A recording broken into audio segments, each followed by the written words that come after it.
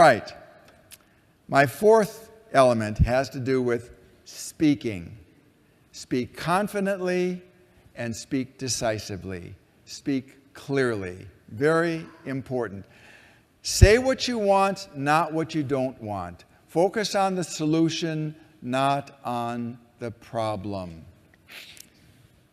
I guess you could put it this way. I'm going to talk very quickly about word magic. And word magic is, in fact, an element that I feel strongly about. I'm going to explain it just a little bit. It's very simple. Let's say that you walk into a store and you really want something.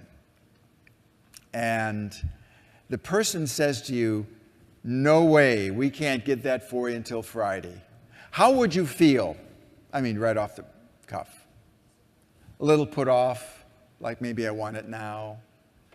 How about this? You walk into a store and you really want something, and the salesperson says, "My goodness, you're in luck. We can get that for you by Friday." Did I miss something? Is it really the same thing? Only one way it's being said in terms of how the person would rather receive it than how the other person did. Say what someone wants to, when you're concerned listening, what are you feeling the other person saying? What's coming across? How are you connecting with someone? Word magic will form the fabric of your future. When you change the things you say about the things you do, you will change your experience. When you change the things you say about those with whom you associate, you will change your relationships. It's a law, and it works. All right. Does anyone here have the dubious distinction or know someone who does of failing kindergarten? Anybody at all? No? Okay, well, I went to 36th Street Elementary School. Mrs. Werfel was my kindergarten teacher. And she was a tall gal, had a bun in the back of her head, and long flowery dresses was what she always wore.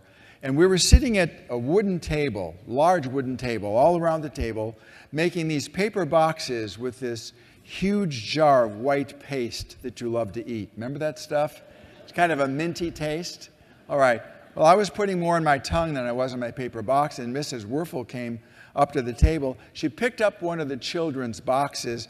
She held it high over her head. She said, "Children, this is not the way to make a paper box," and she threw it on the table. The poor kid was devastated. You could tell he was embarrassed. His face was getting red as a beet. There were tears welling up in his eyes. And as she was holding my box high up in the air, yeah, it was me all right, I felt like I was out of step with the rest of the class. And I didn't spend but 2 weeks in school after that. I got mumps, whooping cough, pneumonia, bronchitis, measles, strep throat, anything, so I didn't have to go back to school. And I failed kindergarten. And I watched all the kids walk on to first grade. And I stayed there and took that paper box over again. I took special reading classes all during elementary school because I was taught I was a slow reader. You know what I was thinking when I was reading this? What Nancy wrote? Boy, I hope I can get through this.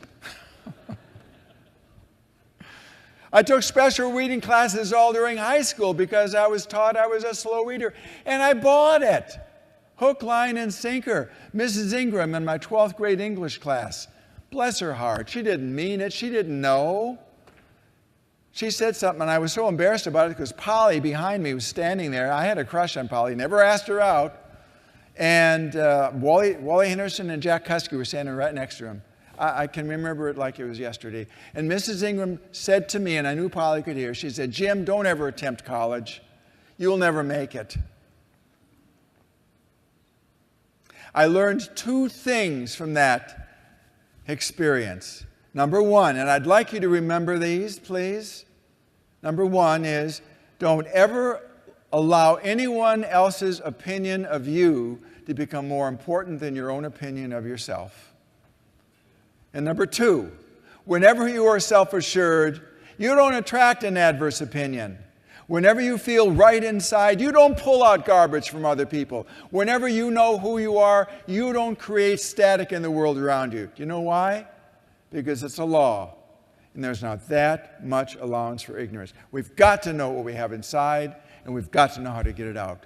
I said it before, and I'll say it again. Thank you.